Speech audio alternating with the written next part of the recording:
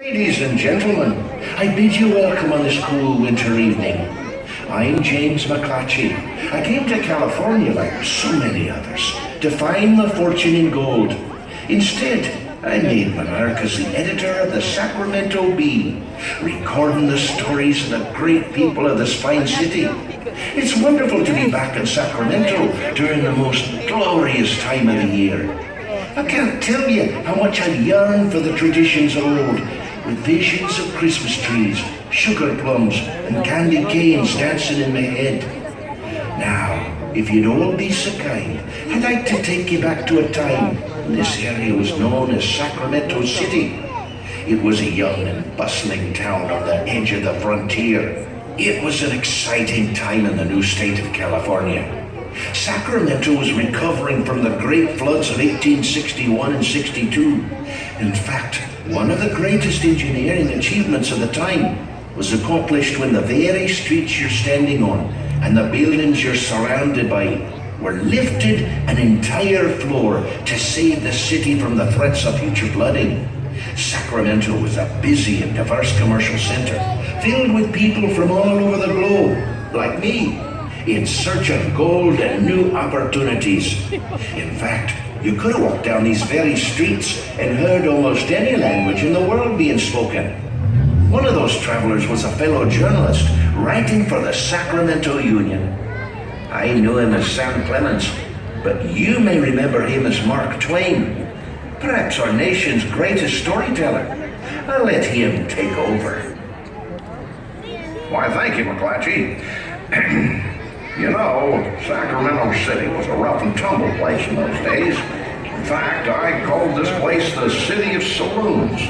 Back then, Sacramento City was a friendly place, you know, a place that loved to celebrate, probably on account of all those saloons. But the people here had travelers thousands of miles away from home and family.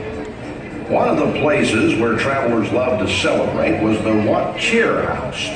Yes, this famous building was named for a friendly salutation common in the gold rush when people greeted each other with, "What cheer, partner?" The celebrations were, well, let's just say they were legendary.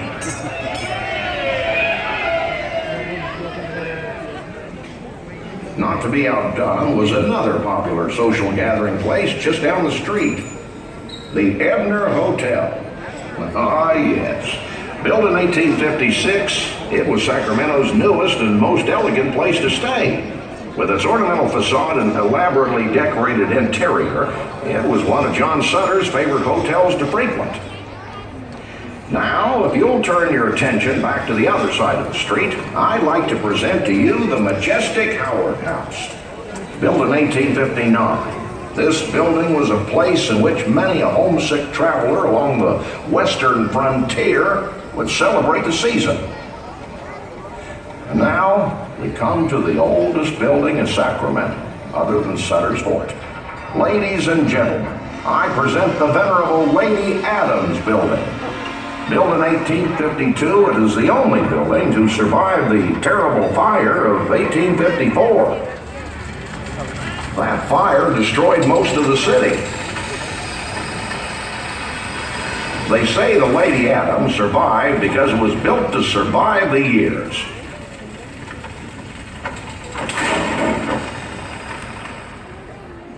Like the fine residents of this city, the Lady Adams is tough and resilient. It also survived several floods, which were known to dampen a celebration back in the early days. Yes, before the streets were raised, along with many of these buildings, flooding was a common happening in the winter months. But through it all, the Lady Adams stands proud, ready to celebrate its 164th Christmas season.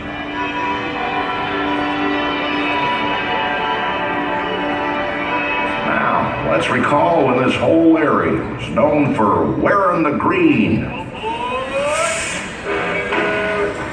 And the railroad would haul in hundreds of evergreens to decorate for the season. And the merchants of this city would bring out their finest goods for the holidays. The feeling of goodwill came over the citizens. Thank you, Sam, for that historic retelling. One of the lasting traditions, common in our day as well as yours, is the reading of the poem The Night Before Christmas. In fact, I published this poem on the front page of my very first Christmas Eve edition of the Daily Sacramento Bee in 1857. In many homes like mine, and hopefully yours, it's a tradition to gather round the great tree and read the poem on Christmas Eve. The children love to listen and watch as the tree seems to come alive. I would be pleased if you'd allow me to share this tradition with you and with your family, if I may.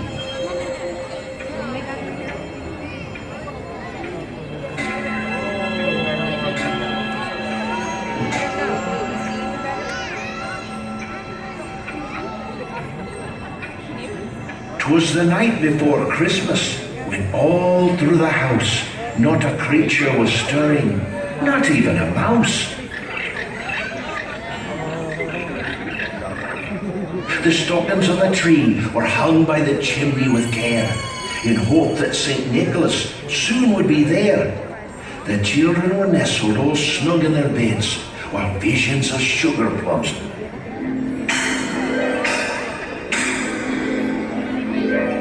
danced in their heads. And Mama in her kerchief, and I in my cap, had just settled down for a long winter's nap, when out on the lawn there arose such a clatter. I sprang from the bed to see what was the matter. Away to the window I flew like a flash,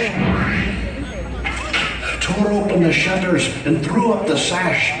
The moon on the breast of the new fallen snow gave the luster of midday to objects below.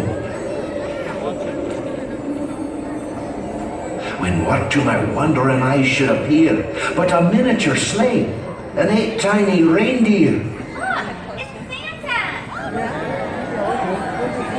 Look, it's Santa! There's hardly any naughty children on my list this year. Oh, except for that Jack Frost. He's always on the naughty list. With a little old driver so lively and quick, I knew in a moment it must be Saint Nick. More rapid than eagles his coursers they came, and he whistled and shouted and called them by name. Now Dasher, now Dancer, now Prancer and Vixen, on Comet, on Cupid, on Donner and Blitzen, to the top of the porch, to the top of the wall. Now dash away, dash away, dash away all. As dry leaves that before the wild hurricane fly,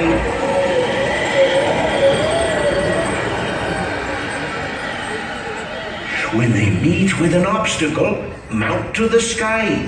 So up to the housetop the coursers they flew, with a sleigh full of toys and St. Nicholas too. And then in a twinkling, I heard on the roof the prancing and pawing of each little hoof. As I drew in my hand and was turning around, down the chimney St. Nicholas came with a bound.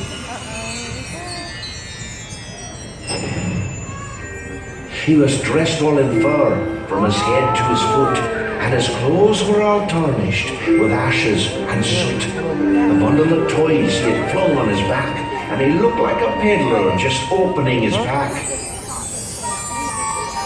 That's more like it.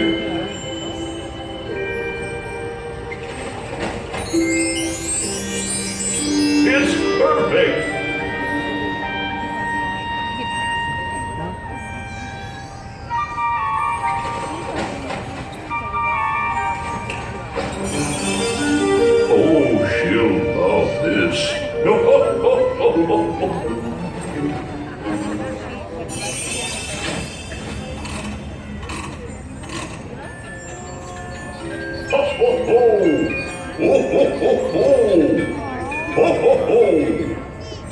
His eyes, how they twinkled, his dimples how merry. His cheeks were like roses, his nose like a cherry.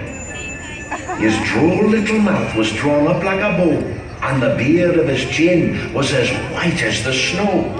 The stump of a pipe he held tight in his teeth, and the smoke it encircled his head like a wreath. He had a broad face and a little round belly that shook when he laughed like a bowl full of jelly. Ho, ho, ho! Ho, ho, ho, ho! He was chubby and plump, a right jolly old elf, and I laughed when I saw him, in spite of myself. A wink of his eye and a twist of his head soon gave me to know I had nothing to dread. He spoke not a word, but went straight to his work. It sure is dark out there. I think these old buildings could use just a little more holiday cheer.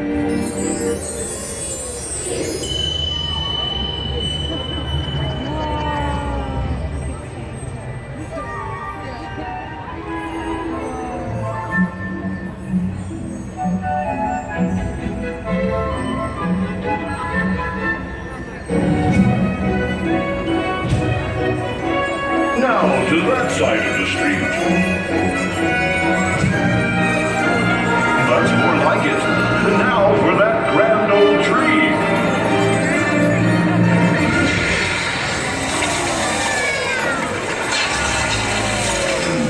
That's not right. Snowflakes? What's going on?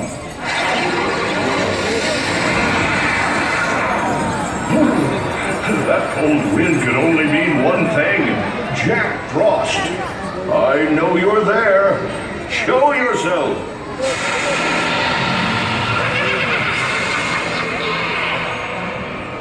Year after year, it's the same old thing. The lights, the music, the joy. You get the credit for holiday cheer, and I get the credit for runny noses. Well, I've had enough of everyone giving me the cold shoulder. What do you mean, Jack? What do I mean? I'm talking about celebrating my way. Oh, Jack, be serious. You can't just drop in and interrupt our show. What do you mean I can't? I just did. Hey, Santa, what's this? Oh, that's just beautiful. Nothing like a white Christmas. Time for you to chill out, Santa.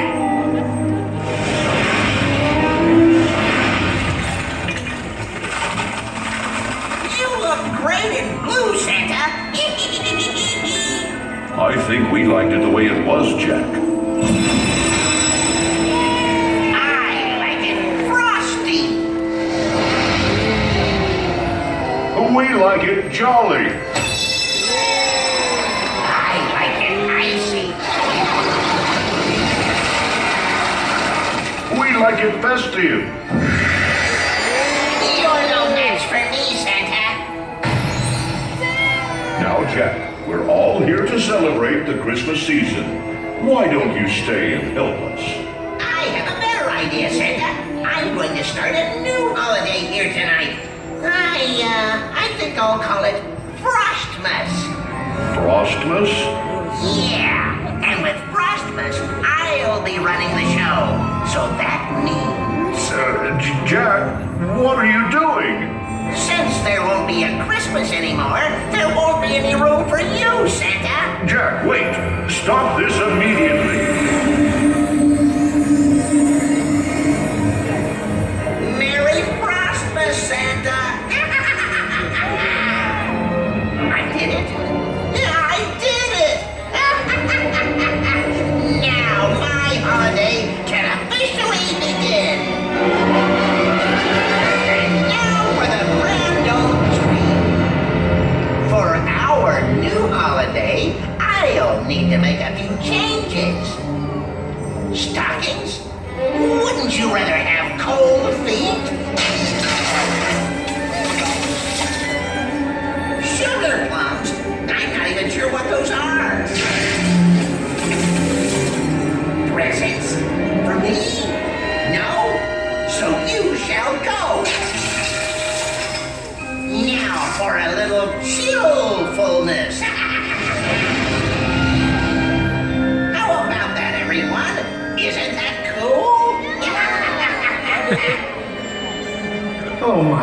Everything's frozen. There's only one person who can make this right, and that's Santa Claus. Santa is gone. Didn't you see? He's disappeared, along with any sign of your holiday spirit. Holiday spirit? That's it? Holiday spirit can bring back Saint Nick. You're wasting your time. Frostmas has blown in. There's no way you can defrost this holiday now. Oh, Jack, don't you know? Christmas is bigger than you and me. Why, it's bigger than all of us. You just have to believe. What do you say, folks? If everyone here has enough Christmas spirit, I'm sure we can bring back Santa Claus. Will you help me?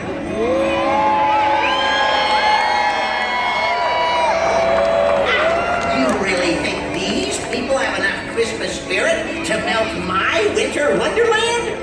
On the count of 3, let's show Jack just how much old Saint Nick and Christmas means to us. 1, 2, 3.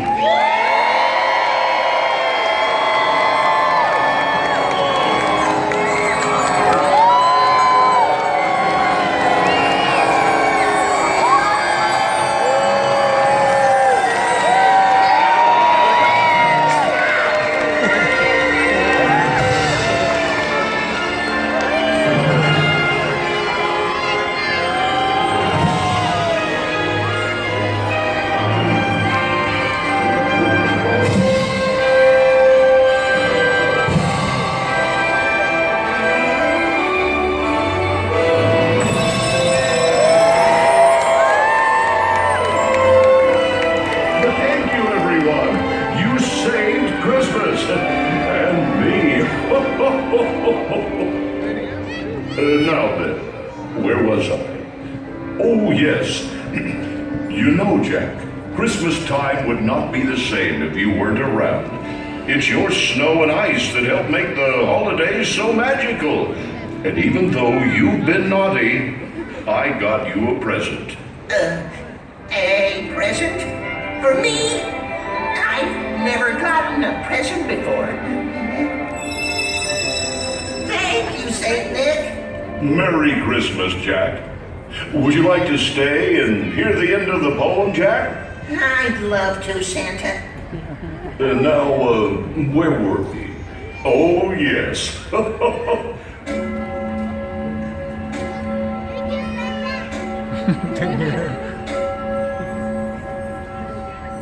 Filled all the stockings, then turned with a jerk, and laying a finger on the side of his nose, and giving a nod, up the chimney he rose.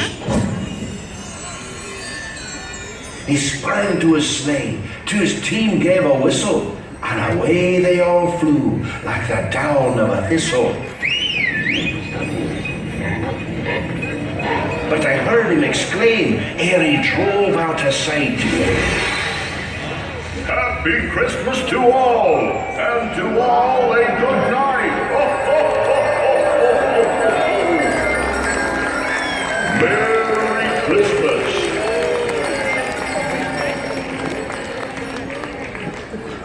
That was fun. And I got a nifty scarf, too. I think I like this gift-giving idea. I think I'll give it a shot. Here's a gift to all of you from yours truly, Jack Frost. Ready? 3, 2, 1. Merry Christmas, everyone.